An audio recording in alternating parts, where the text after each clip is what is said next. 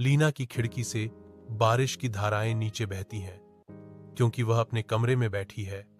ऊब उसके चेहरे पर छा रही है। लीना की खिड़की से बारिश की धाराएं नीचे बहती हैं क्योंकि वह अपने कमरे में बैठी है। ऊब उसके चेहरे पर छा रही है। लीना की खिड़की से बारिश की धाराएं नीचे बहती हैं क्योंकि वह अपने कमरे में बैठी है। ऊब उसके चेहरे पर छा रही है। एक चमकती हुई रोशनी उसकी आंखों को आकर्षित करती है। एक जादुई ब्रश जो उसके बिस्तर के नीचे छिपा हुआ है। उत्साह की लहर के साथ लीना ब्रश का उपयोग करके एक जीवंत लाल गेंद बनाती है जो उसकी आंखों के सामने प्रकट होती है। अपने कमरे में लीना की निराशा बढ़ती है क्योंकि ब्रश हठपूर्वक उसके स्पर्श का विरोध करता है। उसकी भौहें एकाग्रता में सिकुड़ जाती हैं।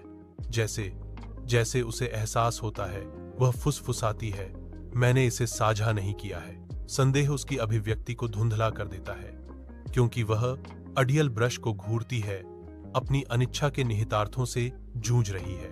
एक धूप से सराबोर गांव के खेत में लीना युवा टॉमी के सामने एक जादुई ब्रश का अनावरण करती है जिसके बाल अनकही संभावनाओं से चमक रहे हैं। हर स्ट्रोक के साथ लीना एक जीवंत स्लाइड बनाती है जबकि टॉमी बढ़ते हुए खेल के मैदान में झूलों को जोड़ता है।